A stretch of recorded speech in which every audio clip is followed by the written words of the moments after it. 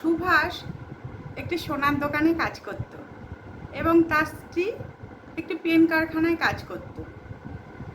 তার বাবা যা চাকরি করত, মানে প্রাইভেটে যা চাকরি করত, তাতে পেনশন ছিল না। তাই অবসর হওয়ার পরে বাবার যে সম্বল টাকাটুকু পেয়েছিল সেই টাকাটুকুই তাদের আছে। তাই বাবা মা স্ত্রীকে নিয়ে সংসার। এবার যত দিন যাচ্ছে সুভাষের, তত তো সংসারে চাপটা বাড়ছে। তার সে বিয়ে করেছে, তার একদিন সন্তান হবে, তাদের অনেক চিন্তা যে আমাদের সংসার এরপরে কী করে চলবে। বাবা মাও বয়স হয়েছে, তারও ওষুধের অনেক খরচা আছে, তাই সে একা টানতে পারছিল না। তখন কি করবে, বউ পেন কারখানায় ঢুকলো, কিন্তু স্বামীর ইচ্ছে ছিল না যে বউ তার কাজে যাক, কিন্তু কি করবে, সংসার চলে না, শ্বশুর শাশুড়ি বয়স হচ্ছে, ওষুধের পয়সা লাগে। তাই এরকমভাবে দিন চলতে চলতে শাশুড়ির যে খুব একটা ভালো লাগতো এরকম খাওয়া দাওয়া, শ্বশুরেরও পথ্য দরকার থাকতো, কিন্তু সেরকম দিতে পারতো না। রোজ খাওয়া দাওয়া যেটা প্রয়োজন সেটুকু সুভাষ আনতে পারত, কিন্তু তার বিপরীতে যে মানে এক্সট্রা যে খরচা করে খাওয়া দাওয়া সেটা করতে পারতো না। তাই একদিন মায়ের 25 বছরের বিবাহবার্ষিকী, তো দিদি সকালবেলা এসছে বাড়িতে, জামাইবাবু, দিদি, ভাগনা সবাই এসছে। এবার দিদি খুব সুন্দর একটা শাড়ি এনেছে, মানে অনেক দামি শাড়ি এনেছে বাবার জন্য, বেশ চুমকি টুমকি দেওয়া, অনেক দামি একটা পাঞ্জাবি পায়জামা এনেছে। তা আনার পরে মাকে দিয়ে বলেছে, মা দেখো তোমার জন্য কি এনেছি, কত সুন্দর শাড়ি এনেছি, দেখো মা, এত দাম জানো।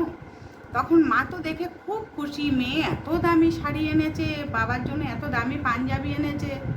তখন বৌমাকে বলেছে, দেখো দেখো আমার মেয়ে কত দামি শাড়ি এনেছে, দেখেছো। তখন বৌমা বলেছে, মা আমিও একটা আপনার জন্য শাড়ি এনেছি। বলে, কই দেখি, নিয়ে আসো তো।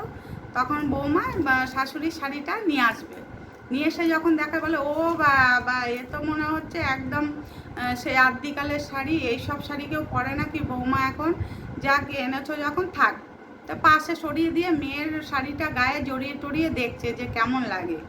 তা খুব আনন্দ, খুব মজা করছে। এবার হঠাৎ করে মাকে বলেছে, মা বলেছে যে দেখেছিস তোর দাদার কিরকম মন, বউকে দিয়ে একটা কম দামি শাড়ি আনিয়েছে। এবার তখন মেয়ে বলবে, মা ওরা কোথায় পাবে এত টাকা, তুমি এরকম কেন বলছো, আমি তো এনেছি ভালো শাড়ি, পরো, ওরা ছোট ছোট কাজ করে, আর ওদের মনটাও তো সেরকম, কাজ যেরকমই করো, বছরে একটা শাড়ি তোমাকে ভালো দিতে পারে না। মেয়ে একটু উস্কি দিল মাকে। যাই হোক, এরম যখন বিকেলবেলা খাওয়া দাওয়ার সময়, তখন মা গল্পে গল্পে খাওয়া দাওয়া হয়েছে, পরে বলেছে যে, হ্যাঁ রে মা, তুই তো অনেক ভালো ভালো খাবার খাস, তোদের তো এত সুন্দর বাংলো, আমার তো খুব যেতে ইচ্ছা করে তোর ওখানে, আমাদেরকে নিয়ে চল না, কয়টা দিন তোর বাবা আর আমি তোদের বাড়ি থেকে আসবো, আমার ইচ্ছে করে না মেয়ের বাড়ি গিয়ে যেতে। তখন মেয়ে বলে, মা পাগল হয়েছো নাকি, তুমি ওই বাড়িতে যাবে, তোমার জামাই এত বড় অফিসার, সব সময় লোকজন আমাদের বাড়ি আসে, ওর কলিগরা আসে, এবার তোমাদেরকে পরিচয় কী করে দেবো, তোমরা আমার বাবা মা, তোমরা গাইয়া সেই 8 পেটে করে এখনও শাড়ি পরো, বাবা এখনও ধুতি পাঞ্জাবি পরে, চোস্তা পাঞ্জাবি পরে, তোমাদেরকে সামনে নিয়ে যেতে পারবো না। বলে কি, না গেলে পরে তোদের বাড়ি গেলে তোরা তো সব সময় তো ভালো ভালো খাবার খাস, শুনি এই অর্ডার করেছিস, ওই অর্ডার করেছিস, ফোনে কত গল্প করিস, তাই ভাবছিলাম তোদের বাড়ি গেলে তো একটু ভালো ভালো খেতে পারবো, এখানে তো দেখ সব দাদার তো ক্ষমতা নেই ভাইয়ের, তাই সপ্তাহে 2 দিন মাছ হয়, আর সারা সপ্তাহ ওই নিরামিষ ভাজা ডাল এইসবই খেতে হয়। তখন বউ বলে, মা আমাদের ক্ষমতা কোথায়, আমাদের যেমন ক্ষমতা আমরা তো সেরকমই খাবো। তা ঠাকুরজি যাও না, তুমি দিদি তুমি নিয়ে যাও না, তোমার মা বাবাকে কয়টা দিন একটু থেকে আসুক, ওনাদেরও মনটা একটু সুন্দর মানে পরিবর্তন হবে। তখন মেয়ে এক লাফ দিয়ে উঠেছে, না না না, আমি ওই জায়গায় নিতে পারবো না, ওখানে আমার সম্মান থাকবে না, আমি তোমাদের কী কী খেতে ইচ্ছা করবে বলবে, আমি অর্ডার করে দেবো, তোমাকে দিয়ে যাবে। তখন মা খুব মানে মেয়ের কাপড়টা মেয়ের মুখে মানে তেলে সরিয়ে দিয়ে বললো, এই নে তোর কাপড়, আর এই নে তোর বাবার চোস্তা পাঞ্জাবি, তুই নিয়ে চলে যা, তোদের জিনিস আমরা চাই না, তোদের অহংকার তোদের কাছেই রাখ। আমার এই যে বৌমা দেখছিস না, এই যে আমার বৌমা যে শাড়িটা এনে দিয়েছে, ও হচ্ছে অন্তর থেকে আমাকে শাড়িটা দিয়েছে, ভালোবেসে দিয়েছে। ও যে আমাকে নুন ভাত ডাল ভাত যাই খাওয়াক, আমাকে ও শান্তি করে খাওয়ায়, মন থেকে খাওয়ায়। তোর ওই একদিন এসে একটু ভালো ভালো খাবার খাওয়াবি, আবার নাম করবি, দেখো এত দাম, অত দাম, তত দাম, এত ভালো একটা কাপড় তুই বছরে একবার আমাকে দিবি, সারা বছর আমি কি পরবো? এই যে আমার বৌমা দেখ শাড়িটা এনেছে আমার গায়ে দিয়ে কত সুন্দর লাগছে, সেই 8 পেড়ে করে পরলে না আমাকে সেই সুন্দর লাগবে।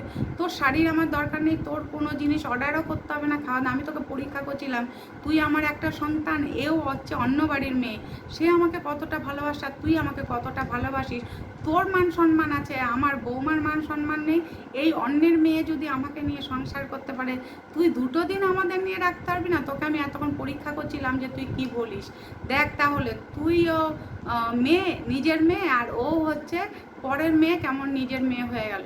তাই বউ সবসময় পর হয় না, বউ কিন্তু কখনো কখনো নিজের মেয়ের জায়গাটাও নেয়।